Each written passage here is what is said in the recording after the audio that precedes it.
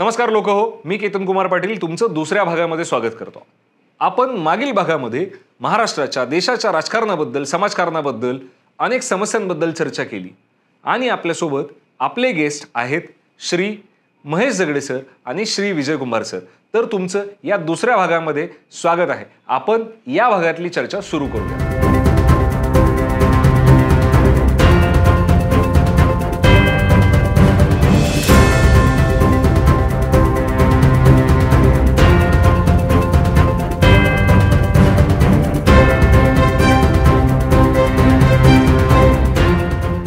Sir, मुळात आपण प्रश्न अन्न सुरक्षेकडे जाऊया.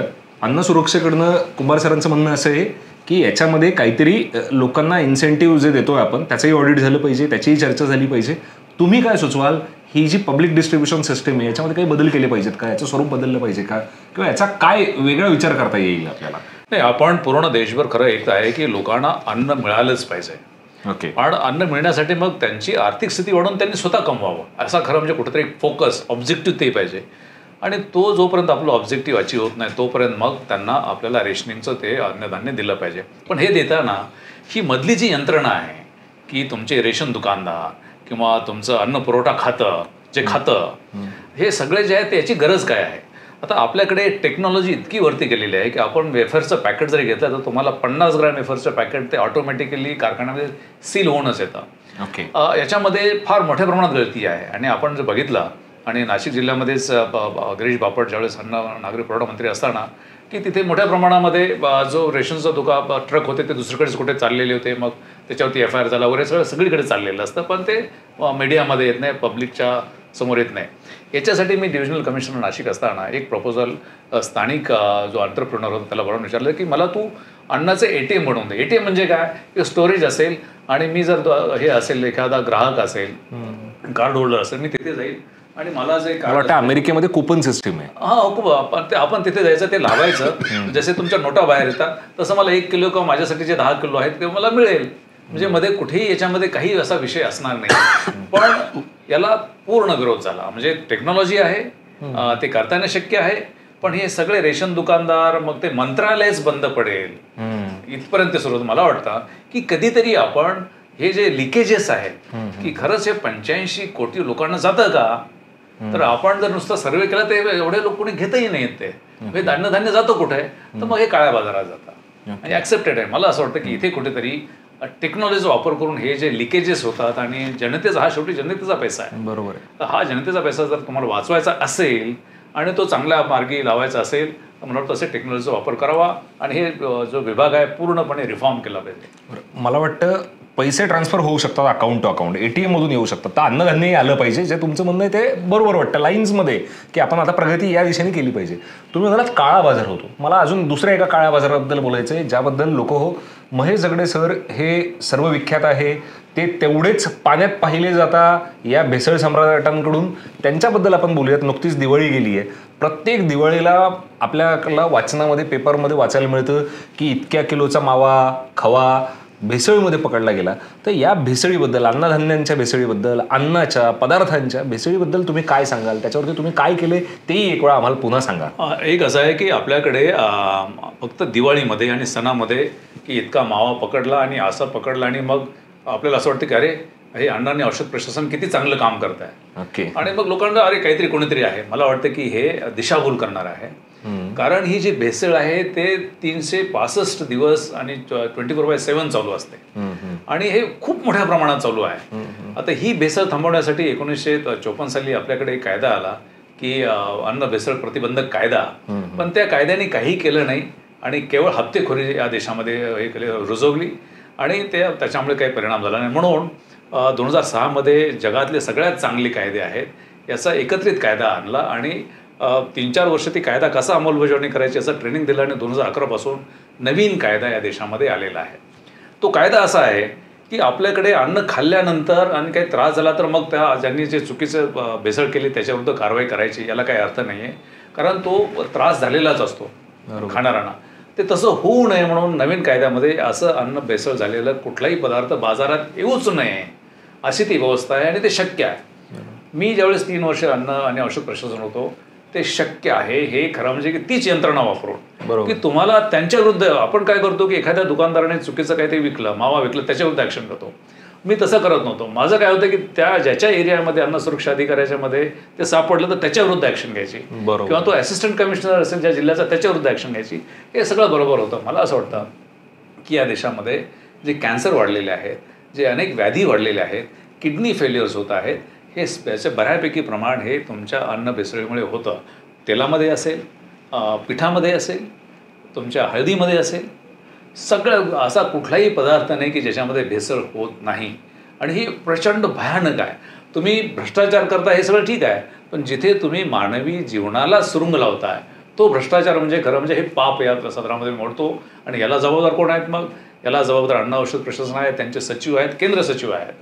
ह्या सगळ्यांनी मोठी यंत्रणा आहे, पण हे असं काही होत नाही. आणि मग सर्वसामान्य माणूस मग त्याच्याकडे एक नुसतं बघतो. आता एक साधं उदाहरण, आपल्याकडे दूध हे लहान मुलापासून हे दिलं जातं, आणि लहान मुलाचे ते आपल्याकडे जे दूध होतं त्याच्यामध्ये बरंचसं केमिकल मिसळलेले असतात. काही केमिकल इतके भयानक असतात. मला वाटतं युरियापासून पण दूध युरिया आणि बाकीचे सर्फॅक्टंट्स, अमुक तमुक असे काही केले असतात. आता हे होतं म्हणजे लहान बालकांचे त्यावेळेस काही त्रास होणार नाही, पण पुढे जाऊन त्याला ते होणारच आहे. ते याच्यासाठी शक्य आहे का? तर शक्य आहे. मी बरोबर काय केलं की 243 आपले मोठे डेअरीज होत, त्यांना मी पत्र पाठवलं चेअरमनला की याच्यामध्ये मला जर तुमच्याच्या जर कुठे भेसळ झाली तुमच्या विरुद्ध मनुष्यवधाचा मी गुन्हा दाखल करेन. ओके. आणि मग त्याच्यामुळे खूप गदारोळ झाला.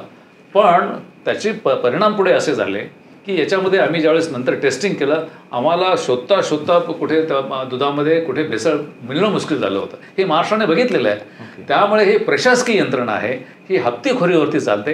हे जर जनतेने जर लक्षात घेतलं आणि नेहमीच पॉलिटिशियन्स यांच्याकडे बघण्यापेक्षा या लोकांना जर सरळ केलं तर मला वाटतं कुठेतरी ही भेसळ आणि भेसळ अतिशय भयानक प्रकार आहे. खरं म्हणजे मला लोकांना घाबरायचं नाही आहे, पण मोठ्या प्रमाणात जे मानवी जीवन आहे त्याला धोका कुठून होत असेल तर ह्या तुमच्या अन्न भेसळीमधून होतं. मला अजून सरांची याच्यावर या विषयावर बोलतो मी उत्तम की हा विषय इतका दुर्लक्षित आहे ना, म्हणजे संपूर्ण वरच्या पातळीवर की या फूड अँड ड्रगचे किंवा जे कमिशनर आहेत त्या पदावर कोण असावं, कदाचित सर त्याच्यावर बोलतील की नाही मला माहिती नाही. याचे नियम आहेत, सचिव दर्जाचा अधिकारी असायला पाहिजे. परंतु नंतर जे नेमले गेलेत त्यांची पदावनीती करून त्यांच्यापेक्षा कमी दर्जाचे अधिकारी तिथे नेमलेत. तर तो त्या दर्जाचा का हवा होता? कारण अशी अंमलबजावणी त्याची होणं गरजेचं होतं. पण त्याच्यावर शासकीय पातळीवरच आपल्या मर्जीचे लोक आणण्यासाठी मग त्या पदाचं अवनती केली गेली आणि माणसं आणली गेलीत. यांचा उद्देश भेसळ कमी करणं किंवा रोखणं हा नाही आहे. तर यांचा उद्देश केवळ आपली माणसं तिथं आणून जे काही मलिदा मिळेल तो मलिदा खाणं एवढाच आहे. आणि मी उघड बोलतो, त्याच्यामध्ये मला कुठलंही काही वाटत नाही. ज्यांना कुणाला वाटत असेल त्यांनी त्या काही केस वगैरे करावी, आपण ती फेस करू. ओके. तुम्हाला मलिदा गँग विषयी तुम्ही बोलतायत, तर एकूण आरोग्य यंत्रणेमध्ये खूप मोठा भ्रष्टाचार होतो, शिक्षणात होतो, याच्या बेसिक याच्यावरती होतो. याच्याबद्दल तुम्हाला काय व्यक्त व्हायचं आहे का? कारण हा खूप माणसाच्या आयुष्याचे हे बेसिक प्रश्न आहेत ना. नाही, मलिदा गँग हा शब्द मी मध्यंतरी वापरला होता. त्या मलिदा गँग ह्या प्रत्येक खात्यामध्ये आहेत. प्रत्येक खात्याची मलिदा गँग वेगळी आहे, प्रत्येक मंत्र्याची मलिदा गँग वेगळी आहे. काही पुण्यात कार्यरत आहेत, काही नागपूरला आहेत, काही बारामतीला आहेत, काही कोल्हापूरला आहेत. त्या मलिदा गँगच्या कंपन्या वारंवार बदलत राहतात. हे लोक त्यांना ब्लॅकलिस्ट केल्याचं दाखवतात, ते परत दुसऱ्या कंपन्या खोलतात आणि पुन्हा तेच चालू राहतं. ह्या मलिदा गँग तुमच्या नोकर भरतीमध्ये आहेत. मगाशी जो उदाहरण दिलं तुम्हाला, एक साधं ATM, आरोग्य ATM तयार झालंय, काही कोटी रुपये खर्च केलेत, महाराष्ट्रातलं एक ATM चालू नाहीये. ॲम्ब्युलन्सचा घोटाळा आपण बघितला, आदिवासी मधला. साधं तुम्ही लोकांना गणवेश देऊ शकत नाही मुलांना. बरोबर आहे. महाराष्ट्रातल्या मुलांना दिवाळी ओलांडली तरी गणवेश नाही. तुम्ही ते विकेंद्रित हे होती ती एकत्र केली. आमदार रोहित पवारांनी हा मुद्दा विधानसभेत उचलला होता की तुम्ही त्यांना कॉटनचे गणवेश द्या, खादीचे गणवेश द्या, कुठलेही द्या, पण द्या वेळेत. कॉटन द्या, खादी द्या, टेरिकॉट द्या, कसलंही द्या, पण त्यांना वेळेला मिळू देते. आता हिवाळा आला, अजूनही त्यांना स्वेटर मिळाले नाही, ते उन्हाळ्यात मिळतील. पण शासनाचं असं ध्येय धोरण असू शकतं ना, विना गणवेश लोक शाळेत आले पाहिजे. नाही, ते तर त्यांचं गणवेश, एक राज्य एक गणवेश. ओके, मग एक शासनाने एकदा आपलं धोरण तरी सांगावं, हे गणवेश हवा की नको. बरोबर. नको असेल तर नको, पण त्यांना डायरेक्ट पैसे द्या, काहीतरी व्हायला पाहिजे. पण तुम्हाला अजूनही आस्था आहे की शासनाने शिक्षण आणि आरोग्य या क्षेत्रामध्ये काम करावं? हे लोक काय काम करणार ना, ज्यांना मुळामध्ये आपल्या देशामध्ये सगळ्यात जास्त सगळ्यात कमी शिक्षणावरचा खर्च हा महाराष्ट्रात आहे, सॉरी आरोग्यावरचा खर्च, आणि सगळ्यात जास्त भ्रष्टाचार हाही महाराष्ट्रातच आहे आरोग्यामध्ये. साधं उदाहरण देतो. समजा ही खोली, पूर्वी जर मला एका खोलीचं एक करावं लागत असेल तर 4 रुपयाला 1 मीटर म्हणजे पडायचा अंदाजे. आता सगळं एकत्रीकरण केलं आणि त्या खोलीची रुंदी समजा 100 असेल तर ज्याला 40 रुपये लागायचे तिथं आता 84 रुपये पर मीटरने सगळ्या महाराष्ट्रातल्या संस्था, आरोग्य संस्था, कॉलेजेस, हॉस्पिटल्स ही साफ केली जातात. याच्यामध्ये 300 कोटी जिथं खर्च व्हायचा तिथं आता 700 कोटी खर्च होऊ लागला आहे. सॉरी 900 कोटी रुपये. हा शुद्ध भ्रष्टाचार आहे. हा फक्त झाडू साफसफाईचा बोलतोय, बाकीचे खर्च आणखी वेगळे. म्हणजे आता महाराष्ट्रातल्या आरोग्य सेवेवरचा खर्च जो आहे त्याच्यातल्या संपूर्ण खर्चामध्ये ॲडमिनिस्ट्रेशनवर वगैरे होणारा खर्च आपण 50% धरला तर बाकीच्या एकूण खर्चामधला 40% हा भ्रष्टाचारामध्ये जातो. म्हणजे जेव्हा आरोग्य सेवेमध्ये एखाद्या व्यक्तीला आरोग्य सेवा उपभोगतो तेव्हा त्याचा औषधी, इंजेक्शन्स याचा खर्च 60 रुपये, पण बाकी सगळ्या गोष्टींचा खर्च म्हणजे अँसिलरी सर्व्हिसेस त्याचा खर्च 40 रुपये. म्हणजे याच्यामध्ये भ्रष्टाचार आहे, खरा भ्रष्टाचार आहे. मूळ साधं उदाहरण देतो. मुंबईमध्ये हॉस्पिटल आहे, नाव विसरलो मी आता, हे येतं तुमचं धूर डिटेक्ट करणारी यंत्रणा. ती विशिष्ट कंपनीची पाहिजे. अग्निशमन यंत्रणा, अग्निशमन नाही, धूर डिटेक्टर. ओके. हे डिटेक्टर एका विशिष्ट कंपनीची पाहिजे. ती कंपनी विदेशातली आहे. त्यामुळे जे महाराष्ट्रामध्ये 300 रुपयाला मिळतं ते त्यांनी जवळपास 2,000 ते 2,500 रुपयाला घेतलं. त्याच्यामध्ये काही महाशक्ती इन्स्टॉल केली आहे का? पण हे आहे. आणि अशीच खरेदी अख्ख्या महाराष्ट्रभर प्रत्येक जिल्ह्यामध्ये प्रत्येक रुग्णालयात होते. बरं. आणि याचा परिणाम काय होतो की आपण फक्त ते कुणाला तरी म्हणजे ज्याला म्हणतात लेबरसाठी घेतलं जातं तेव्हा ते खांद्यावर उचलून नेत आहेत किंवा मृतदेह गुंडाळून नेत आहेत, हे आपण बघतो तेवढ्या पुरतं विसरतो. आपली पब्लिकही तेवढीच सेन्सिटिव्ह होते तेवढ्या काळात, त्यांच्याकडे वेळ नसतो. कारण हे काय होतंय की आता आम्ही त्याच्यात आहोत म्हणून लक्षात येतं, नाहीतरी लक्षात येणं अशक्य. मुळात याच्यामध्ये तरुणांचा सहभाग मोठा पाहिजे. एकट्या मी गेले काही वर्ष हा आणखी एक महत्त्वाचा मुद्दा आहे. कार्यकर्ते किंवा असे लोक किंवा प्रत्येकाला हे आपलं आहे, हे आपण केलं पाहिजे. म्हणजे सोसायटीमध्ये जाताना आपले सामायिक लाईट बंद करणं हे आपण करत नाही, कारण ती माझी जबाबदारी नाही. अरे पण पैसे तुझेच जात आहेत ना. त्याच्यामुळे या गोष्टीकडे जे तरुण दुर्लक्ष करतायत खासकर, त्यांना मला सांगायचं की तुम्ही या गोष्टींकडे लक्ष द्या.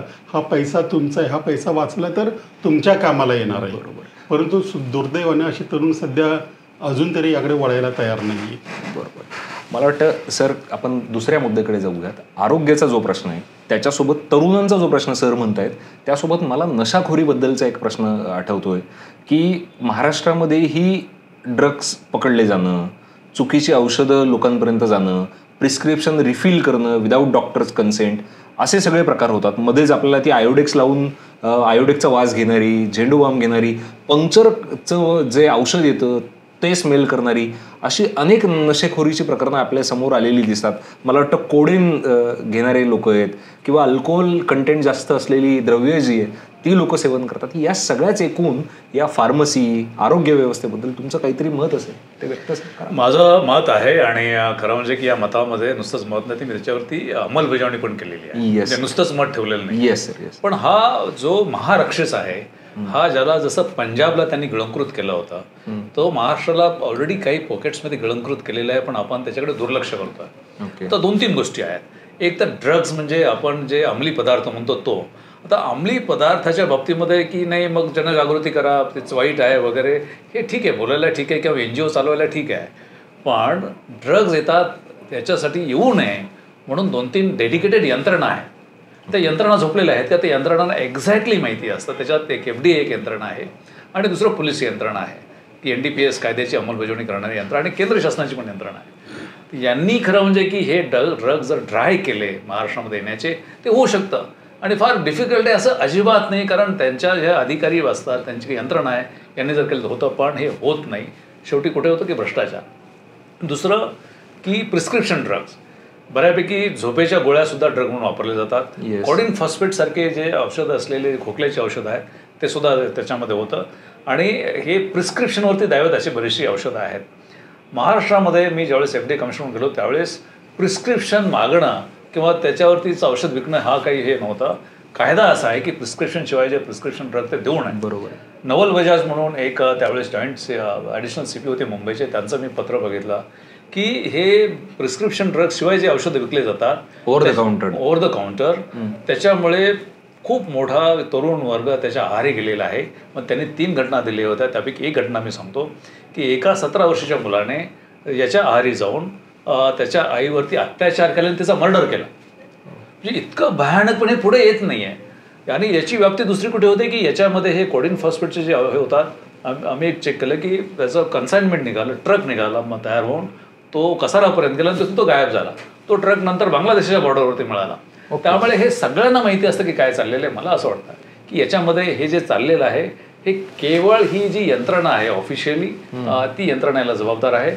आणि मग याच्या पुढची हे म्हणजे की आपण जे औषधं वापरतो त्या औषधामध्ये सुद्धा खूप खोटी म्हणजे बनावट औषधं आहेत हे सुद्धा खूप मोठ्या प्रमाणात आहे.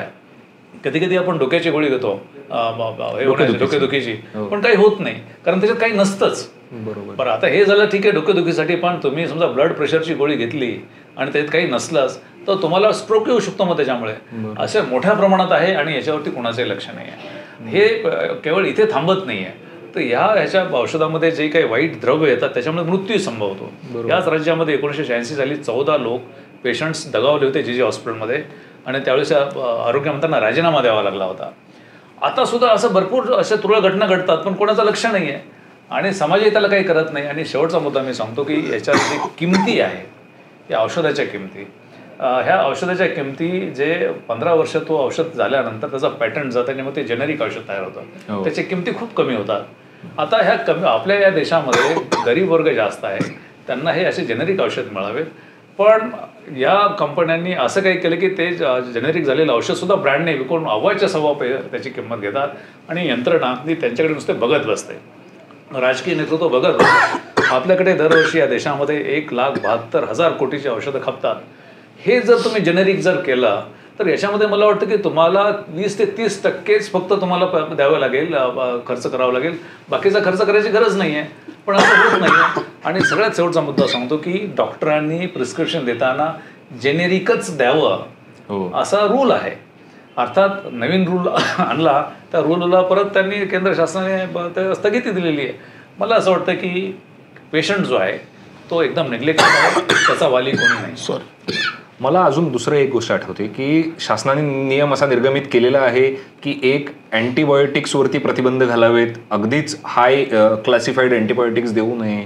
अँटीबायोटिक्सचा सर्रास वापर डॉक्टर सजेस्ट करतात.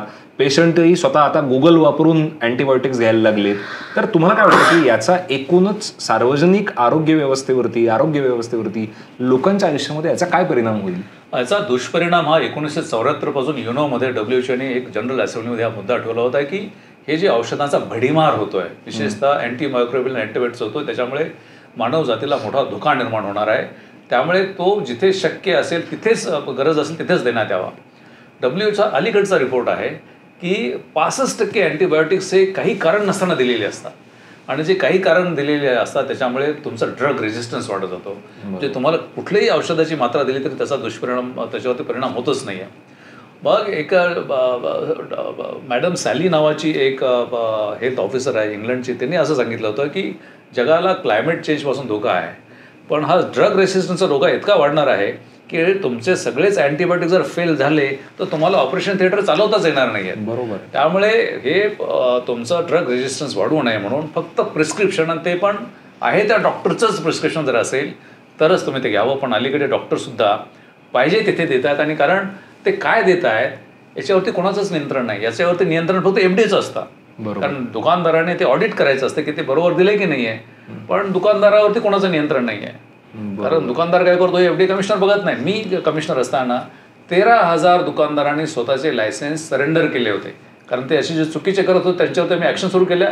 आम्हाला हे ॲक्शन नको म्हणून त्यांनी सरेंडर केले होते. इतके जर तुम्ही टाईट जर ॲडमिनिस्ट्रेशन केलं तर मग कुठेतरी त्याचा फायदा होऊ शकतो. पण मला वाटतं की अलीकडे आज पुन्हा ते हे सगळं देशभर फोफावलेलं आहे आणि मग हे अशा औषधांचा परिणाम जाणवत नाही. तुम्हाला काय वाटतं की आरोग्य व्यवस्थेमध्ये शासनाने आता बघा जन औषधी योजना सुरू केली की ज्याच्यामध्ये आपले जेनेरिक औषधं दिली गेले पाहिजे, डॉक्टरांनी कॅपिटल लेटर्समध्ये औषधी लिहाव्या, ब्रँड नेम लिहू नये, तर ऍक्टिव्ह इन्ग्रेडियंट्सचं नाव लिहावं. याच्याने काय होणार आहे, म्हणजे नेमकं आरोग्य व्यवस्थेमध्ये काय होईल? नाही, कशानेही काही होत नाही. कारण जोपर्यंत तुम्ही एखादा कायदा आणता, हे सगळ्या गोष्टी चांगल्या आहेत, मी वाईट म्हणत नाही. जसं मगाशी तुम्ही दारू बद्दल बोललात, हो हो, दारूबंदी कायदा आहे आपल्याकडे, दारू बंद व्हायला हवी होती. बरोबर. सरकार दुसरीकडे काय करतं, दारू जास्त जे विकणारे आहेत म्हणजे त्यांचे इन्स्पेक्टर असतील वगैरे, त्यांना इन्सेंटिव्ह दिला जातो. बरोबर. सगळे तुमचे कायदे बाकीचे बाजूला पडले, तर जास्तीत जास्त दारूची दुकानं कशी उघडतील, परमिटून कशी होतील याच्याकडे लक्ष दिलं जातं. त्यामुळे ह्या योजना चांगल्या असतात. परंतु आपण पुन्हा तिथंच अडतो की त्याच्या अंमलबजावणीसाठी काही यंत्रणा नसते, आणि ती अंमलबजावणी केली नाही म्हणून पुन्हा ढकललं जातं का, तर त्याचं उत्तर नाहीये. आणि याची इथं प्रशासनाची भूमिका येते. ओके. हे प्रशासन कधीही कुठल्याही कायद्यामध्ये अंमलबजावणी न केल्यास त्याच्यावर कुणाची जबाबदारी आणि त्याला काय शिक्षा आहे याच्यावर कधीही बोलत नाही. तशा प्रकारचा कायदा कधी येऊ दिला जात नाही. हा या सगळ्या कायद्यांचं म्हणजे शेवटी प्रशासनावर हे जास्त येतं की अशा पद्धतीचा कायदा आणणं ही प्रशासनाची जबाबदारी असते. पण आता याच्यामध्ये फक्त जेनेरिकबद्दल मला एक असं बाजून क्लॅरिफाय त्यांना सपोर्ट करण्यासाठी की जेनेरिक आता केंद्र शासनाने जेनेरिक दुकानं, हो हो, या देशामध्ये 9 लाख औषधांची दुकानं आहेत. बरोबर. आणि केंद्र शासनाने आता परत नवीन जेनेरिक दुकानाला मान्यता दिलेली आहे. पण कायदा काय सांगतो की हे 9 लाख आहेत ते सगळे जेनेरिकची दुकानं आहेत. ओके. त्यामुळे हे नवीन जेनेरिक हे त्याच्यामध्ये काही तथ्य नाही आहे. सगळीच औषधाची दुकानं जेनेरिक आहे, ते लायसन्सच जेनेरिकचं आहे. बरोबर. कारण जेनेरिक विकावी असंच आहे. नंबर 1. नंबर 2, डॉक्टर जे प्रिस्क्राईब करेल तेच विकलं पाहिजे असा कायदा आहे. बरोबर. डॉक्टरने जर ब्रँडेड दिलं तर मग जेनेरिक कसं काय विकता येईल? बरोबर. त्यामुळे हे शासनाच्या योजनेमध्ये सुद्धा मोठी गफलत आहे. तर शासनाला हे का समजत नाही, मला समजत नाही. ओके. पण मला एक गोष्ट लक्षात येत नाहीये, म्हणजे सर म्हणताय की प्रशासन व्यवस्थित राबवलं पाहिजे, प्रशासनात यंत्रणा आहे, ती यंत्रणा व्यवस्थित काम करत नाही. आता प्रशासनावरती कंट्रोल कोणाचा? राजकारण्यांचा, म्हणजे तुमचा. नाही. आता नाही नाही नाही नाही नाही प्रशासन जे काय आहे, विशेषतः IAS ऑफिसर्स, पुन्हा आपण माझ्या आवडत्या मुद्द्याने IAS ऑफिसर यांच्यावर कुणाचंही कंट्रोल नाही. IAS लॉबीने ठरवलं तर ते सरकारी या ज्या यंत्रणा आहेत राजकारणी त्यांना कवडीची किंमत देत नाही. सर बरोबर आहे ना? नाही, पण मग सामान्य जनतेने बघायचं कोणाकडे? बघायचं कुणाकडे? याच्यासाठी जो आपलं लोकशाही होती, संविधान होतं, त्याच्याकडे दुर्लक्ष झालेलं आहे. कारण एकमेकावर नियंत्रण ठेवायचं होतं, त्याच्याऐवजी यांनी संगनमत केलं. नाही, मग हा जो बॅलन्सचा चेक्स अँड बॅलन्स निवडून आली पाहिजे, ज्यांना यांच्यावर अंकुश कसा ठेवायचा, यांना जमिनीवर कसं आणायचं हे कळणारा प्रशासकीय अधिकारी राजकीय नेता असला पाहिजे. मुख्यमंत्री तसा असला पाहिजे की IAS अधिकाऱ्यांना, म्हणजे जे दिल्लीत घडलं होतं, म्हणजे मी पुन्हा आमच्या पक्षाबद्दलच बोलेन की अरविंद केजरीवालने सांगितलं होतं की आम्हाला IAS ऑफिसर नसतील तरी चालेल, आम्ही साधे BA MA निमोनी काम करून घेऊ. IAS ऑफिसरची गरज आहे का? तर नक्की आहे. पण त्या कशा अधिकाऱ्यांची पाहिजे? इथं नियुक्तीपासूनच सुरुवात होते. बरोबर आहे. विजय कुंभार सर ज्याबद्दल हिंट देत आहे तो सगळ्यात मोठा एक IAS असलेल्या व्यक्तीला, पुण्यात ट्रेनी IAS असलेल्या व्यक्तीला राजीनामा द्यावा लागला. UPSCने तो घेतला, काढून टाकावं लागलं. UPSCने त्या व्यक्तीला काढून टाकलं. त्यासाठीचा जो लढा लढलाय त्याची एक वेगळी स्टोरी आहे, त्यासाठीचा आपल्याला एक वेगळा एपिसोड करावा लागेल. पण माझं असं मत आहे सर की सामान्य व्यक्तीने मग आता अधिकाऱ्यांकडे बघू नये, राजकारण्यांकडे बघू नये, सामान्य माणसाने चांगला व्यक्ती निवडून दिला पाहिजे, हे आव्हान आहे. म्हणजे आता हे आव्हान आहे. पण तुम्ही त्या माणसाची इंटिग्रिटी बघा. आता आपण काय बघतोय, कोण माणूस आहे, त्याने काय केलं आयुष्यात, उलट जो जास्त पैसे देईल त्यालाच निवडून दिलं जातं. इथं सामान्य माणसाला थोडा स्वतःमध्ये बदल करावा लागेल. जर तुम्हाला आपल्या मुलांना चांगलं शिक्षण हवं असेल, चांगलं आरोग्य हवं असेल, आपल्या मुलांचं चांगलं भवितव्य हवं असेल तर चांगली माणसं निवडून द्या.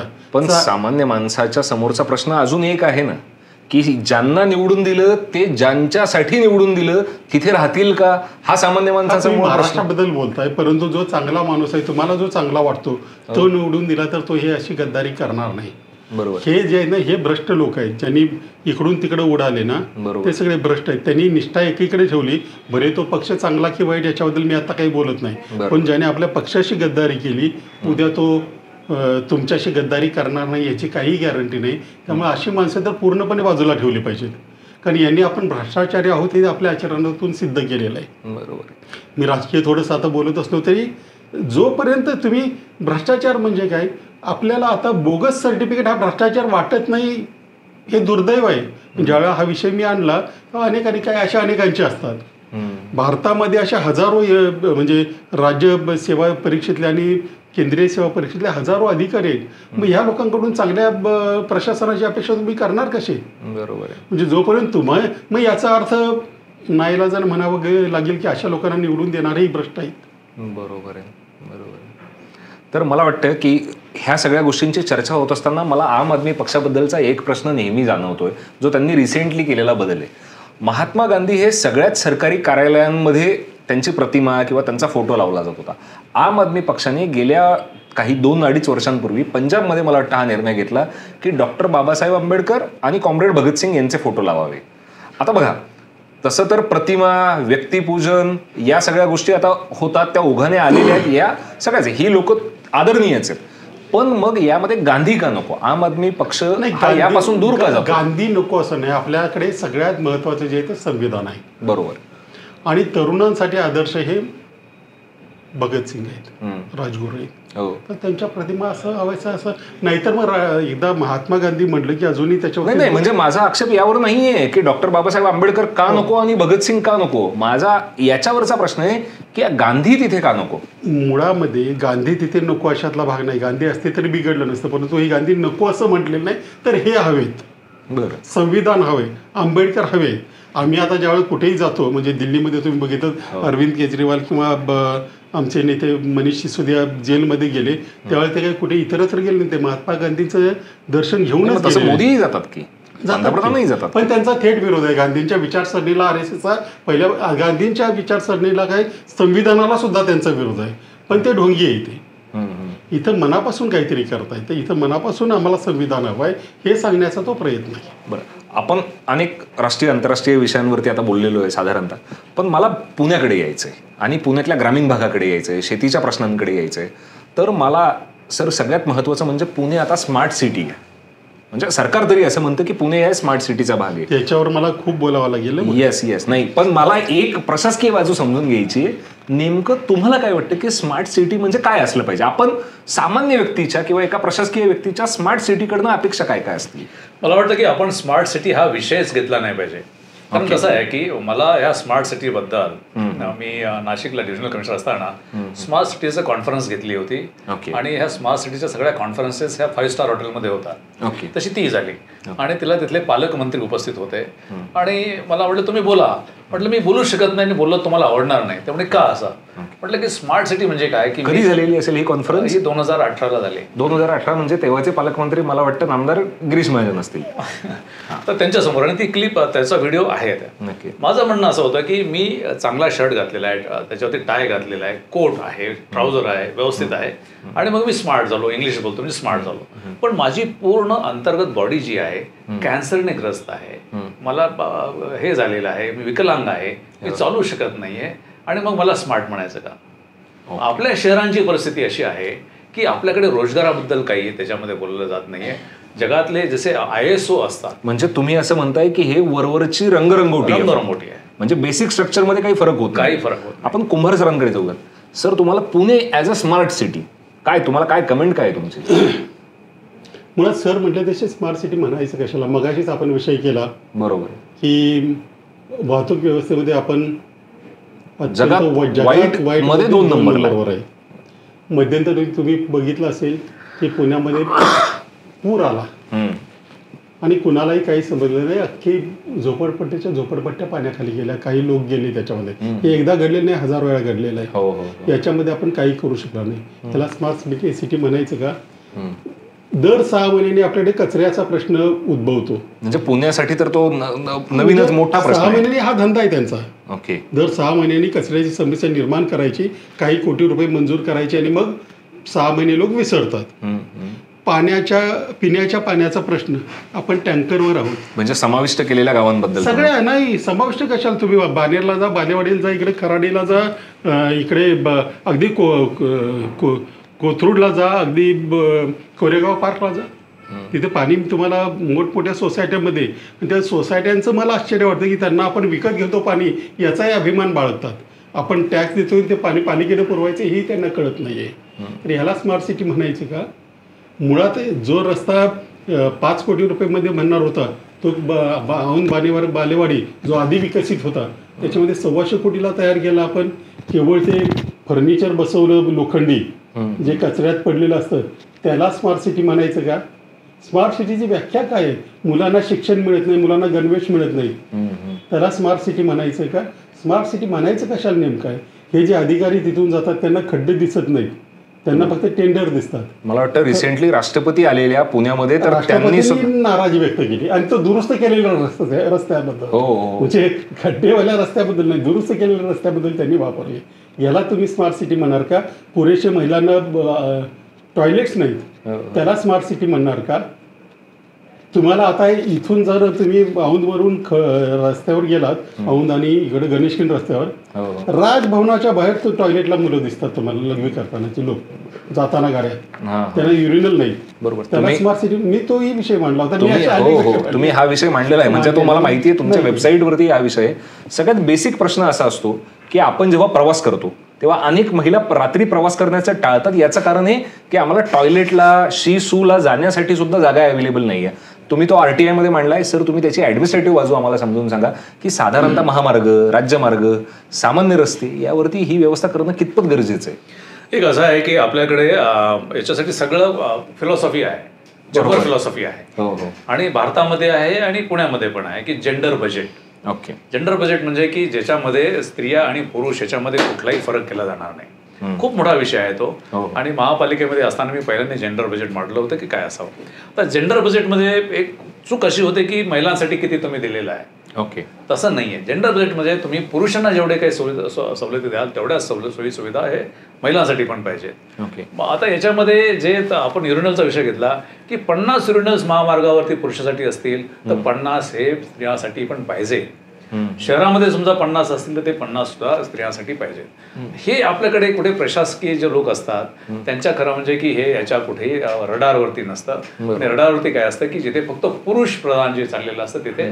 आणि मग कुठेतरी असं टोकनिझम होतं की ST मध्ये पहिले 2 रोज त्यांना ठेवायचे का वगैरे, असं नाही आहे. खरं म्हणजे की हे त्यांच्यासाठी 50% जी तरतूद आहे ती कुठेच तसे होत नाही आहे. खूप मोठा विषय आहे की जेंडर बजेट आपल्याकडे एक तर समजलेलं नाही आणि तसं ते राबवलं जात नाही.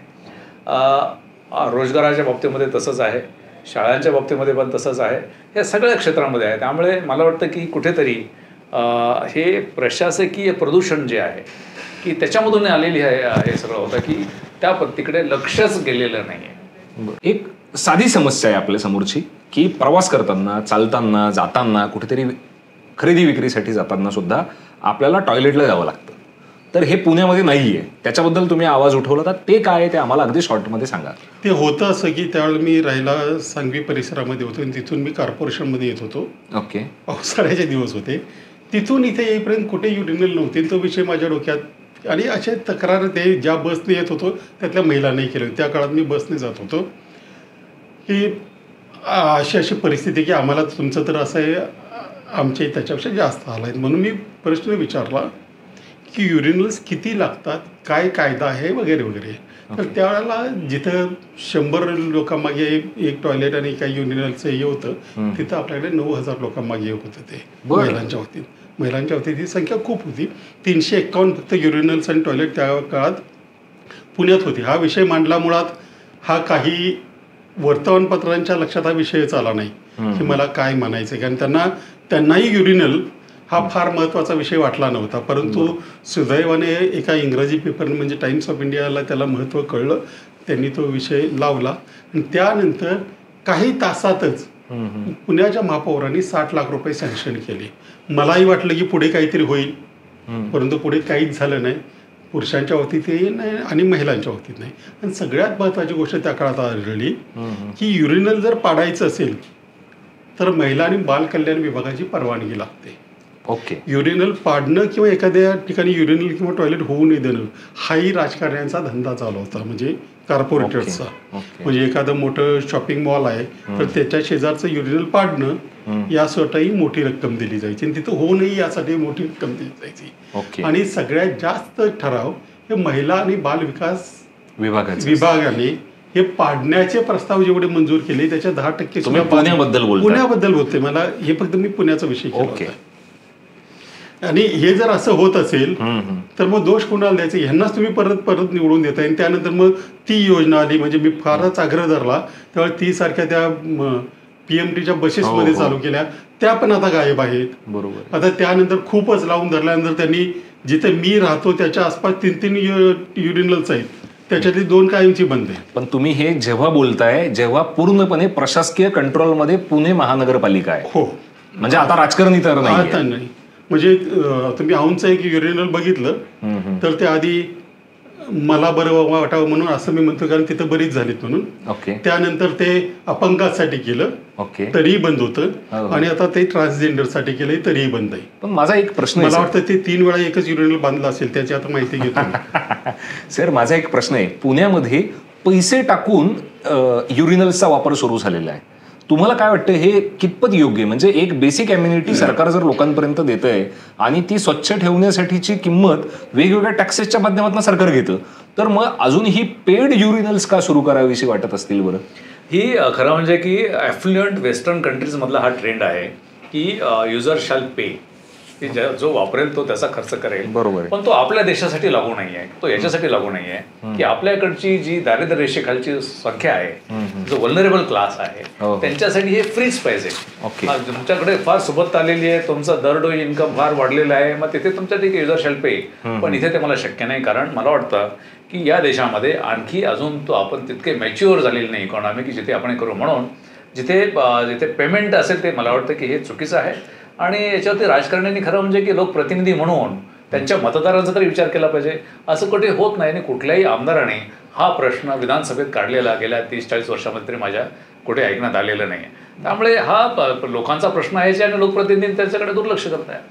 मला दुसरा एक प्रश्न तुमच्यासमोर विचारायचा आहे की आपण जर प्रायोरिटाईज करायची ठरवली, खरोखर आपल्याला स्मार्ट सिटी बनवायची किंवा लोकांसाठी एक सस्टेनेबल लिव्हिंग एरिया जर आपल्याला डेव्हलप करायचा आहे, तर काय अशा 5-6 गोष्टी असल्या पाहिजे की ज्या एका शहराचा भाग असल्या पाहिजे? तुमचं काय विजन आहे पुण्यासाठीचं? कारण आपल्याला पर्याय द्यावा लागेल लोकांसमोर. आपल्याला आता प्रश्न लोकांसमोर दोषी कोण आहेत हे मांडून ठीक आहे, पण आता आपल्याला जर पर्याय द्यायचा असेल तर तुम्ही काय पर्याय द्याल? कुठले मुद्दे तुम्ही सांगाल की जे महत्त्वाचे? पहिली गोष्ट म्हणजे तुमची जी वाहतूक व्यवस्था आहे त्याला प्रायोरिटाईज करावं लागेल. तिथं तुम्हाला सार्वजनिक वाहतूक व्यवस्था, जो फार मोठा प्रश्न आहे, जो जाणीवपूर्वक दुर्लक्षित ठेवलेला आहे, ती मजबूत करावी लागेल. म्हणजे लोकांना इकडून तिकडे जाण्यासाठी सोयीची गोष्ट असली पाहिजे, म्हणजे तुम्हाला कामावर जाताना वगैरे. दुसरी गोष्ट, त्यांना आरोग्याची एक चांगली सुविधा दिली पाहिजे. तिसरी गोष्ट, त्यांना ज्या मुलांसाठी एक चांगली शिक्षणाची व्यवस्था उपलब्ध करून दिली पाहिजे, जी आत्ताच्या परिस्थितीमध्ये आता आपल्या पुण्यामध्ये आर्थिकदृष्ट्या म्हटलं तर काहीही कमी नाही. सगळ्या योजना व्यवस्थित वापरता येण्या एवढा पैसा पुणेकरांकडे आहे, पुणे महापालिकेमध्ये. फक्त त्याचा सुयोग्य वापर झाला पाहिजे. कचरा समस्या सोडवता येण्यासारखा प्रश्न आहे, तो पटकन सोडवला पाहिजे. पाण्याची कुठेही कमतरता नाही, त्याचा समान वाटप. मी ते समान पाणी वाटप म्हणजे त्यांचा नळ पुरवठा किंवा ते मीटर त्याच्याबद्दल मी बोलत नाही. समान पाणी पुरवठा करता येणं शक्य आहे, परंतु भौगोलिक जी परिस्थिती आहे पुण्याची, त्याचा बाऊ केला जातोय आणि ती होऊ दिली जात नाही. आणि त्याच्यासाठी काय केलं पाहिजे, तर हे जे बांधकाम परवानगी आहेत, कंडिशनल परवानग्या देण्याचा जो काही उद्योग चाललेला आहे पालिकेमध्ये, तो बंद झाला पाहिजे. कंडिशनल असं काही नसतं, एकतर आहे किंवा नाही. म्हणजे तो बिल्डर त्या पाण्याची उपलब्धता करून देऊ शकतो किंवा देऊ शकत नाही, या 2च गोष्टी असू शकतात. भविष्यात तो काहीतरी करून देईल, ते की पाणी काही कुठल्या फॅक्टरीत तयार होत नाही, त्याच्या आधारावर ह्या परवानग्या दिल्या पाहिजेत. परवानग्या देणं बंद केलं पाहिजे. या अशा काही 4-6 गोष्टी आहेत, त्या करता येणं सहज सोपं आहे. आणि तरुणांसाठी एक चांगली राहण्याची पुण्यामध्ये व्यवस्था, पुणे शैक्षणिक हब मानलं जातं, परंतु बाहेरून येणाऱ्या विद्यार्थ्यांसाठी तशी कुठलीही महापालिकेकडून सोय नाही आहे. आणि आणखी एक जो महत्त्वाचा मुद्दा, जो दिल्लीमध्ये आम्हाला ज्याच्यात यश मिळालं म्हणून सांगतो, नाईट शेल्टर्स, जे रस्त्यावरचे लोक आहेत, आपल्याकडे ती कागदावर आहेत आणि ते कागदावरच आहेत. चालू असणारं एकही मला तरी दिसलेलं नाही अजून. ती चांगली केली पाहिजे, जेणेकरून तुम्हाला रात्रीचे जे काही गोष्टी रेन बसेरे, नाईट शेल्टर्स ते आहेत पुण्यात, त्याच्यावर खर्च केला जातोय, पण ते वास्तवात नाही. म्हणजे अधांतरी असलेल्या गोष्टी आहेत. अधांतरी नाही, ते आहेत कोणाच तरी खिशामध्ये आहेत वगैरे असं. मला झगडे सरांकडे यायचंय. सर, काय प्रशासकीय दृष्ट्या प्रायोरिटाईज जर आपल्याला काही गोष्टी करायच्या असतील तर कुठल्या गोष्टींवरती नवीन येणाऱ्या सत्ताधाऱ्यांनी आता लक्ष घातलं पाहिजे? त्यांना नवीन AIच्या जनरेशनमधलं सरकार दिलं गेलं पाहिजे. एक खिडकी योजना आता आपली भरपूर झाली, पण त्या एक खिडकीमधून काही साध्य झालेलं नाही. तर मग हा दरवाजा किलकिला प्रशासनाचा स्टील फ्रेमचा कसा करता येईल, यात बदल कसे करता येतील आपल्याला? याच्यामध्ये असं आहे की जी जुनी आपली 16व्या-17व्या शतकातली ही प्रशासकीय मानसिकता आहे ती कुठेतरी गेली पाहिजे. बरोबर. आता त्यांनी एक ऍडमिनिस्ट्रेटिव्ह रिफॉर्म्स म्हणजे तुमच्या प्रशासकीय सुधारणा करण्यासाठी एक मंडळ नेमलं होतं. सेकंड ARC वीरप्पा मोईली अध्यक्ष. आणि आता येथे महाराष्ट्रामध्ये. ओके. आणि त्याचे एक सचिव होते जे चेअरमन होते, आणि बाकीचे मुख्य सचिव वगैरे त्याचे सगळे रिटायर्ड. ओके. आता ते जे सचिव जे चेअरमन होते त्यांच्या अंडर मी काम केलेलं आहे. ओके. ज्यावेळेस त्यांच्याकडे गेलं एखादं फाईल घेऊन, तर त्यांच्याकडे याच्या फाईलच्या ढिगाऱ्याच्या वरती पाठीमागे बसलेले असायचे आणि फाईल तुम्हाला शोधून मग त्यांच्याकडे सेला न्यावलायचे. अशा माणसाकडे जर तुम्ही ऍडमिनिस्ट्रेटिव्ह रिफॉर्मचा जर चार्ज दिला तर काय होणार आहे? तर 16व्या शतकातलंच होणार आहे. मला असं वाटतं की सध्या तुमचा टेक्नॉलॉजी इतकी प्रगत झालेली आहे की याच्यामध्ये तुम्हाला 90% गोष्टीला तुमच्या नागरिकांना शास्त्राकडे जायची गरजच पडू नये. तुम्ही एकदा तुमचा उदाहरणार्थ की बर्थ सर्टिफिकेट मिळालं, त्याला कोड मिळाला, तर त्याला शाळेत जाताना कुठला दाखला द्यायची गरज असू नये, कुठला तो हॉस्पिटलमध्ये गेला की काही केस पेपर काढायची गरज असू नये, पासपोर्ट पाहिजे असेल तर त्यांनी नुसतं द्यायचं आणि त्याला घरी आला पाहिजे. ते तुम्हाला 1 पॉईंट सगळीकडे त्याच्यामध्ये असं केलं की प्रत्येक वेळेस तो OTP द्या आणि अमुक करा, हे करा. म्हणजे की हे आर्कॅइक अशी फार जुनाट पद्धती आहे, ही कुठेतरी बदलली पाहिजे. आता ही बदलली जाईल का? तर अजिबात नाही. कारण काय की याच्यामधून भ्रष्टाचाराला पुढे काही वाव राहणार नाही. बरोबर. आता सगळ्यात जास्त कॉम्प्लिकेटेड पद्धत काय आहे की बांधकाम परवानग्या, की जिथे आपल्या राज्याचे जुने महासंचालक माझे त्यांनी सांगितलं होतं पंढरपूरच्या एका ह्याच्यामध्ये की बांधकाम परवानग्या देताना 6 रुपये स्क्वेअर फुटापासून ते 400 रुपये स्क्वेअर फुटामध्ये लाच घेतली जाते. हे सगळ्यांना माहिती आहे आणि ते शेवटी तो हे देतो. तर त्याच्यावरती सॉफ्टवेअर आपल्याकडे होऊ शकतं झालेलं आहे की बिल्डरला किंवा आर्किटेक्टला कोणाकडे जायची गरज नाही, ऑटोमॅटिकली ते बांधकाम परवानग्या मिळू शकतील. पण राज्य शासनाने ते लागू दिलेलं नाही आहे. ह्या सगळ्या क्षेत्रामध्ये आहे. त्यामुळे तुम्हाला जर ॲडमिनिस्ट्रेटिव्ह नवीन जर गव्हर्नमेंटला सांगायचं असेल तर तुम्हाला या राज्यातील जनतेला याच्यापासून मुक्त करा. आता शेवटचा प्रश्न याच्यावर सांगतो की तुमची जमीनविषयक कायदे 90% जे जमीनविषयक कायदे हे फॉल्टी आहेत आणि त्याच्यामध्ये आणखी जे 10% राहिले ते अजून कॉम्प्लिकेटेड केलेले असतात. आणि हे सगळं कशासाठी झालेलं आहे? फक्त करप्शनसाठी. याच्यासाठी सुविधा काही नाही आहे.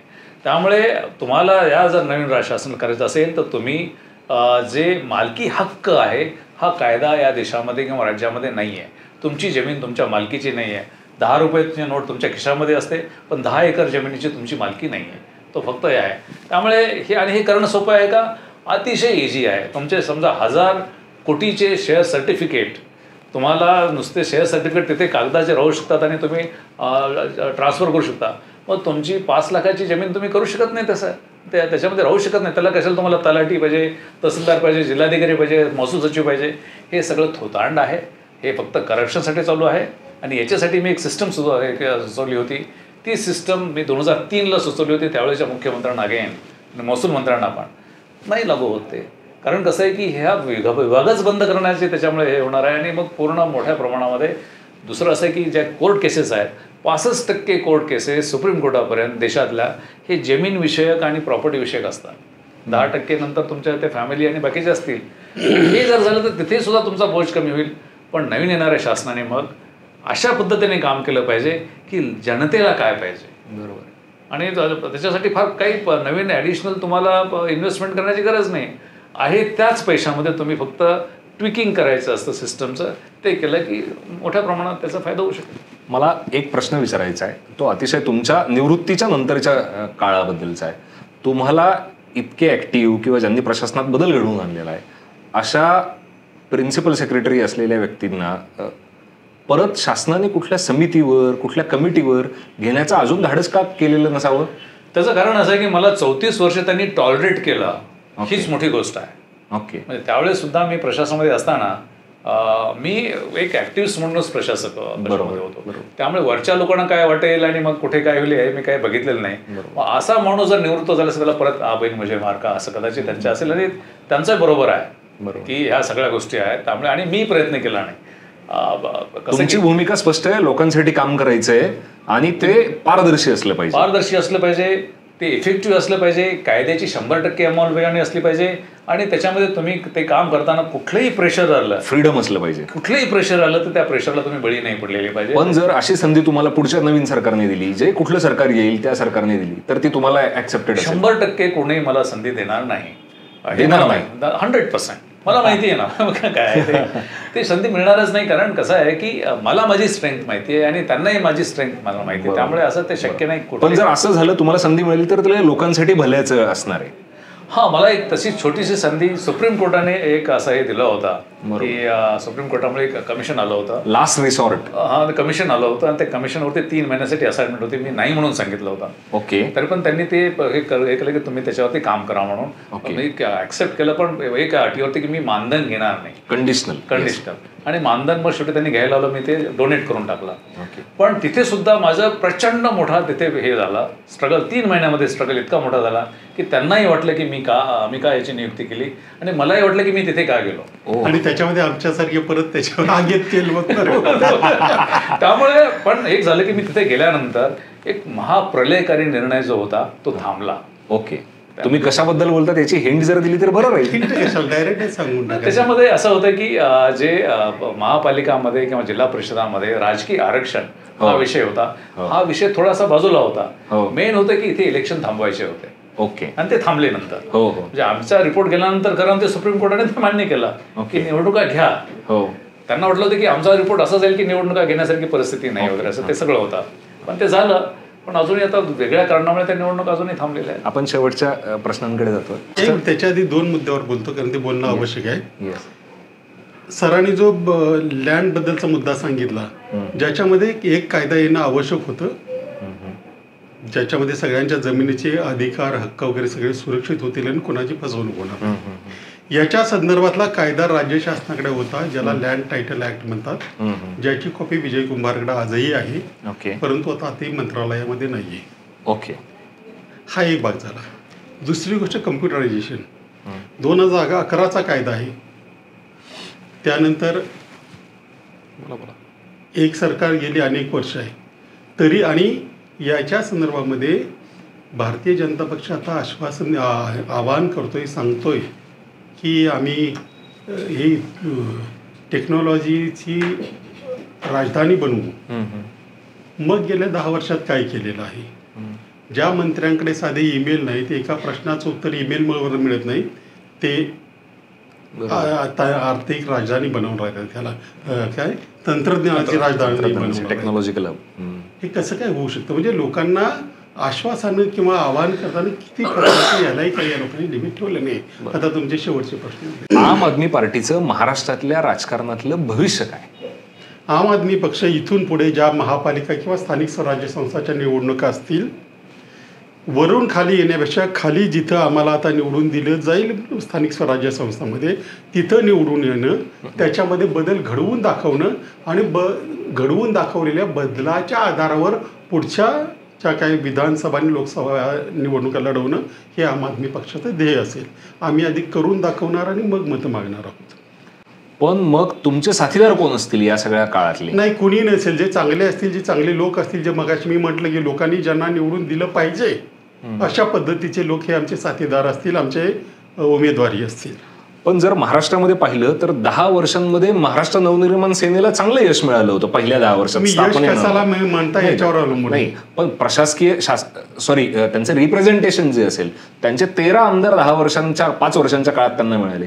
पण आम आदमी पार्टी 2013 पासून ज्यांची स्थापना झाली आणि आज तागायत ते आहेत 10 वर्ष, तर या 10 वर्षात महाराष्ट्रामध्ये त्यांना प्रेसमधली स्पेस मिळाली असेल, पण त्यांना ती जी लोकांनी दिलेली स्पेस आहे ती अजूनपर्यंत काय मिळालेली नाहीये.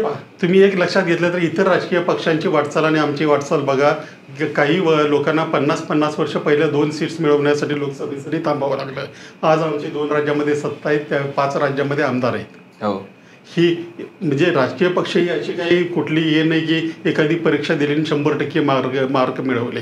त्याच्यासाठी एक प्रोसिजर असते, त्या प्रोसिजरमध्ये आम्ही जात आहोत. महाराष्ट्रामध्ये आम्हाला अत्यंत चांगलं म्हणजे ज्या वेळेला सुप्रिया सुळे असतील, शरद पवार असतील, संजय राऊत असतील, ज्यावेळेला म्हणतात की आम आदमी पक्षाने आम्हाला विधानसभेमध्ये चांगली मदत केली आणि हे ते जाहीररित्या म्हणतात, याचा अर्थ स्पेस आहे. परंतु या स्पेसचा कधी आणि किती उपयोग करून घ्यायचा हे आम आदमी पक्ष त्याचा विचार करतोय. तुम्हाला आता जनता विधानसभेसाठी मतदान करणार आहे, तर या जनतेला जे काय आवाहन करायचं असेल तर तुमचं आवाहन काय असेल जनतेसाठीचं? जे आवाहन मी मगाशी केलेलं आहे की तुम्ही माणूस बघा, जो माणूस चांगला आहे, जो पक्ष चांगला आहे आणि याच्यामध्ये तुम्ही आमच्यावर विश्वास ठेवला तर ते अधिक चांगलं. कारण मला वाटतं की जे काही आम आदमी पक्षाने दिल्लीमध्ये सिद्ध करून दिलेलं आहे, जे काही थोडंफार माझं काम आहे, त्याच्यातून आम्ही आता असं ठरवलेलं आहे की महायुतीच्या उमेदवारांना पूर्णपणे पाडायचं आणि महाविकास आघाडीच्या कारण महाविकास आघाडीला ज्या अर्थी आम्ही पाठिंबा दिलेला आहे, त्या अर्थी आम्ही जी काही आश्वासने दिली, तर आम्ही जे काही दिल्लीत काम केलेलं आहे ते काम महाविकास आघाडी करवून गेले जबाबदारी ही आमची आहे आणि त्याच्यामध्ये आम्ही कुठेही कमी पडणार नाही. त्याच्यामुळे महाविकास आघाडीच्या सर्व उमेदवारांना निवडून द्यावं. सर, मी तुम्हाला आवाहन करतो, आता नवीन सेटअप येईल, नवीन राज्यकर्ते येतील, नवीन बाटलीमध्ये जुनीच दारू भरली जाईल असं जरी समजूयात आपण, कुणाचंही सरकार येण्याची शक्यता आहे, ते लोकांच्या हाती आहे. पण तुम्ही लोकांना या विधानसभा निवडणुकांसाठी काय आवाहन कराल? याच्यामध्ये दोन गोष्टी आहेत. एक तर तुम्ही तुमचा उमेदवार कोण आहे हे अजिबात बघू नका. तुम्हाला जर तुमचं शासन कुठलं असेल तर त्या राजकीय जी त्यांचं हे संघटन असेल, युती असेल किंवा आघाडी असेल, त्याची पूर्वपीठिका बघा. त्यांनी पूर्वी काय केलं, जे सांगितलं ते पार पाडलं का, त्यांना या राज्याचे प्रश्न समजलेले आहेत का आणि सोडवणुकीसाठी त्यांच्याकडे ताकद आहे का, त्यांची इच्छा आहे का ते केवळ एका बकरीच्या वेशात असलेले भेडीये आहे, हे तुम्ही बघा. आणि मग अशा त्या संघटनेला तुम्ही निवडून द्या. कारण तुमचा आमदार जो एखादा चांगलाही असेल पण तो तिथे गेल्यानंतर तो काही करू शकत नाही. त्याला असेंब्लीमध्ये गेल्यानंतर जो पक्ष असतो ते सांगेल तसंच मतदान करावं लागतं. त्यामुळे तुम्हाला जर बघायचं तुमचं भविष्य, तुमचं स्वतःचं, तुमच्या नातवडांचं, तुमच्या पतोंडाचं भविष्य जर करायचं असेल तर जे तावून सुलाखून असे त्यातल्या तुलनेने फार तुलना फार मोठं नाही आहे, त्यातल्या चांगल्या अशा संघटन जे पक्षाचं बनलेलं आहे, दोनच आपल्याकडे युती किंवा आहे, ते तुम्ही विचार करा. त्यांच्या बेगडी जाहिराती, बेगडी जाहीरनामे आणि बेगडी भाषणं याच्यावरती जाऊ नका आणि त्याला भूलू नका. तुम्ही विचार करा किंवा ज्या भूल थापा आहेत किंवा जे काही आश्वासनं दिल्या त्याच्यानं जाता विचार करूनच तुम्ही मतदान करा आणि भविष्यात त्याच्याप्रमाणे तुम्ही सिक्युअर करा. लोक हो, आज आपल्यासोबत या सैल ढईल मनमोकळ्या चर्चेमध्ये आपल्यासोबत महेश जगडे सर, ज्यांच्या प्रशासकीय सेवेचा प्रदीर्घ अनुभव, ॲक्टिव्हिस्ट, IAS अधिकारी, त्यासोबतच आम आदमी पक्षाचे महाराष्ट्र राज्याचे उपाध्यक्ष श्री विजय कुंभार सर होते. यांनी आपल्या मनातलं मनमोकळेपणाने मांडलेली ही मतं तुम्हाला कशी वाटलीत, आवडलीत, याबद्दल तुम्ही नक्कीच कमेंट करा, लाईक करा, सबस्क्राईब करा. मी महेश जगडे सर आणि विजय कुमार सर आपले दोघांचेही खूप खूप आभार व्यक्त करतो आणि पुन्हा आपण नवीन व्हिडिओजमध्ये नक्की भेटूयात. तोवर धन्यवाद.